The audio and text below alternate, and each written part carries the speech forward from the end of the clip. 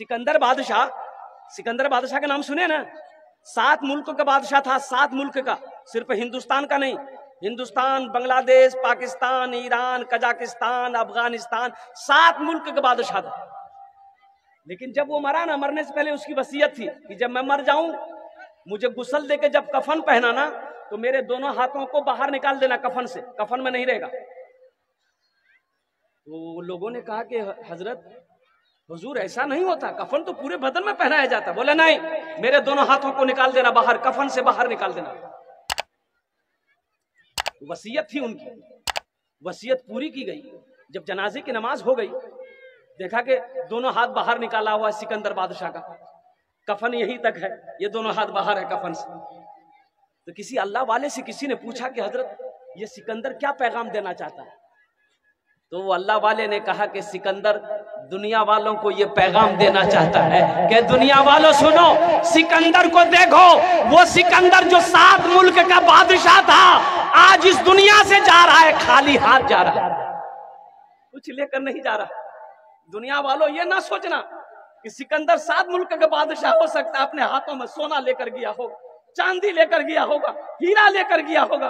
देख लो दुनिया वालों, अपनी नजरों से देखो, सिकंदर खाली हाथ जा रहा है। एक आदमी का 4 बेटा, कितने बेटा था? 4 बेटा है, किसी को नहीं पढ़ाया, सिर्फ दौलत इकट्ठा किया, दौलत जमा किया। वो वक्त भी आ गया, मौत का वक्त सामने, मौत सामने खड़ी है, सारों कतार रोने लगा, चारों बेटे जमा हो गए, बीवी आ गई, रिश्तेदार लोग आ गए। तो बेटों ने कहा कि अब्बा आप क्यों रो रहे हैं? कहा कि बेटा हम दुनिया में रहकर कब्र की तैयारी नहीं कर सके, कब्र हशर के मैदान की तैयारी नहीं कर सके, जन्नत में जाने की तैयारी नहीं कर सके। बेटा मैं रो इसलिए रहा हूँ कि जब मेरी मौत हो जाएगी, मेरा अल्लाह पूछेगा मेरा बंदा दुनिया से आया है, मेरे लिए क्या लाया है, तो मैं क्या जवाब दूंगा? बेटा लेकिन सुनो, मेरी एक वसीयत है, जब मैं मर जाऊं, बेटा मैं जब मर जाऊं ना, तो किसी कुरान पढ़ने वाले को लाकर, हाफिज कुरान को लाकर कुरान पढ़वा देना, मेरे हक में दुआ करवा देना, शायद अल्लाह मेरे गुनाहों को माफ कर दे। बेटों ने कहा कि अब्बा हम लोग तैयार है, एक वसीयत क्या, अगर आपकी 10 वसीयत भी होगी हम लोग पूरी करने की कोशिश करेंगे। अच्छा हम बोल रहे हैं, आप लोगों को समझ में आ रही है? एक मर्तबा सुभान अल्लाह बोले तो माशाअल्लाह। बेटों ने वादा कर लिया, बाप का मरना था, मर गया, बाप चला गया। दोस्तों एक दिन इस चमन से आशियाना उठाना पड़ेगा, दोस्तों एक दिन इस चमन से आशियाना उठाना पड़ेगा, दोस्तों एक दिन इस चमन से आशियाना उठाना पड़ेगा। उठ गया जिस घड़ी आबोदाना, छोड़कर सबको जाना पड़ेगा। उठ गया जिस घड़ी आबोदाना, छोड़कर सबको जाना पड़ेगा। जाने वाला चला गया, रिश्तेदार लोग आए, गुसल दिया, कफन पहनाया, जनाजे की नमाज पढ़ के कब्रिस्तान में दफन कर दिया। अब चारों बेटा रात में बैठा मशवरा करने के लिए कि बाप की वसीयत थी किसी हाफिज कुरान को लाकर कुरान पढ़वा कर दुआ करवाना। तो उस जमाने में कुरान पढ़ने वाले बहुत कम थे, इक्का दुक्का लोग कुरान पढ़ने जानता था। तो 3 भाइयों ने कहा कि रे कहाँ जब हाफिज ढूंढे, अब्बा मर ले गेले, अब्बा जाने उसका अमल जाने, कब्र जाने, हम लोग टेंशन नहीं लेंगे।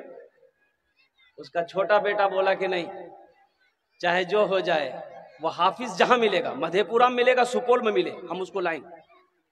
वो निकल पड़ा। एक बाबा से मुलाकात हो गई साहिल से। ये नौजवान ने कहा बाबा आप गली गली घूमते हो, आपकी नजर में कोई हाफिज कुरान है, कुरान पढ़ने वाला कोई है? तो बाबा ने पूछा बेटा क्या बात है? बोले मेरे बाप की वसीयत थी कि मेरे मरने के बाद किसी हाफिज कुरान को लाकर कुरान पढ़ाकर दुआ कर देना। तो बाबा ने पूछा बेटा तेरा घर कहाँ है? बोला अररिया। तो बाबा ने कहा कि अररिया में कोई हाफिज कुरान नहीं मिला जो मधेपुरा आए हो? ये नौजवान ने कहा कि बाबा अगर अररिया में मिल जाता तो हम मधेपुरा काहे के लिए आते। तो बाबा सोचने लगा, अरे वाह बड़ा अच्छा मौका है, जब अररिया में कोई कुरान पढ़ने वाला है ये नहीं है तो हम क्यों ना हाफिज कुरान बन जाए। कोई गलती पकड़ेगा? अबे गलती कोई पकड़ेगा? बोला जब अररिया में हैया नहीं तो हम हाफिज कुरान क्यों। दिले दिल सोचा, बोला बेटा तेरी परेशानी दूर हो गई। बोला कैसे? बोला सुनो, हम हाफिज भी हैं कारी भी हैं, अथा कुछ नहीं, पक्का जाहिल है, पक्का जाहिल। वो सोचा जब अररिया में कोई हैया नहीं है तो हम जो पढ़े कौन पकड़ेगा, कोई गलती पकड़ेगा। बड़ी मोहब्बत से लाया, खाना पीना खिलाया, बोला बेटा पढ़े। बोला यहाँ मत पढ़िए, कब्रिस्तान चलिए, मेरे बाप के कब्र में बैठ के पढ़िएगा। बोला जहां पढ़ा दो। जाके कब्र में बैठा, पढ़ना शुरू किया। ऐ खुदा मैं तो कुछ जानता नहीं, ऐ खुदा मैं तो कुछ जानता नहीं, ऐ खुदा मैं तो कुछ जानता नहीं, ऐ खुदा मैं तो कुछ जानता नहीं। बेटा समझ लगा मोनी साहब बड़ा फरवर पड़े जी। दूसरा बेटा बोला कि ये छोटा होकर ला सकता, हमने लग, वो भी निकल गया भागलपुर गया, एक पक्का जाहिल को पकड़ के वो भी ले आया,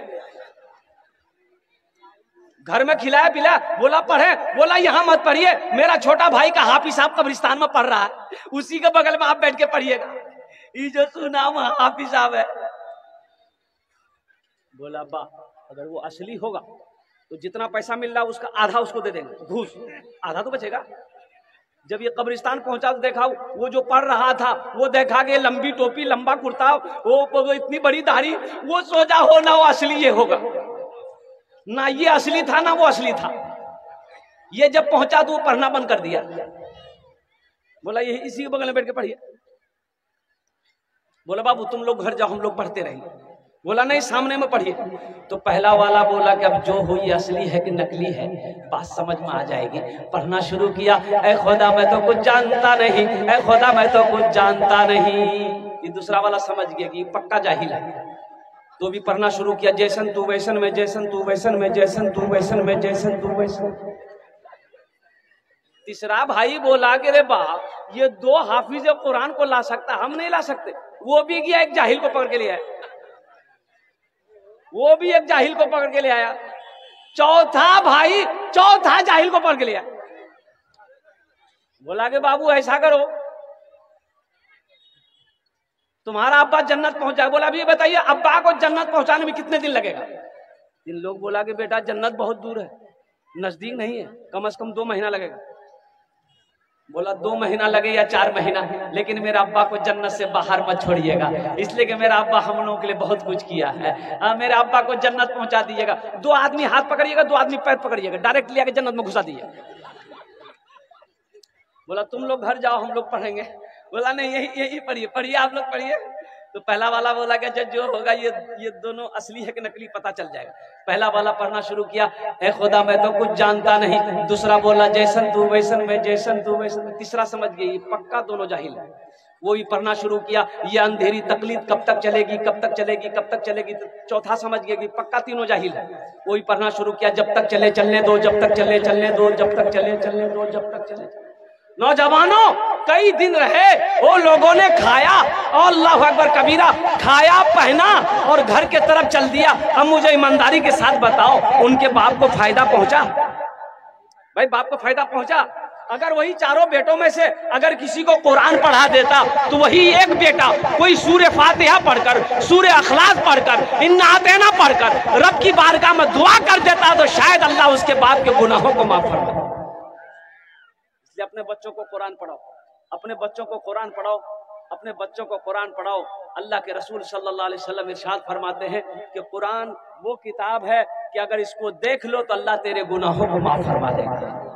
कुरान से जुड़ो, कुरान से जुड़ो। जो कुरान से जुड़ जाता है, ये कुरान जमीन की पस्ती से उठाकर उसे आसमान की बुलंदी पे पहुंचा देता है। तो मेरे भाई कुरान से जुड़ेंगे इंशाअल्लाह?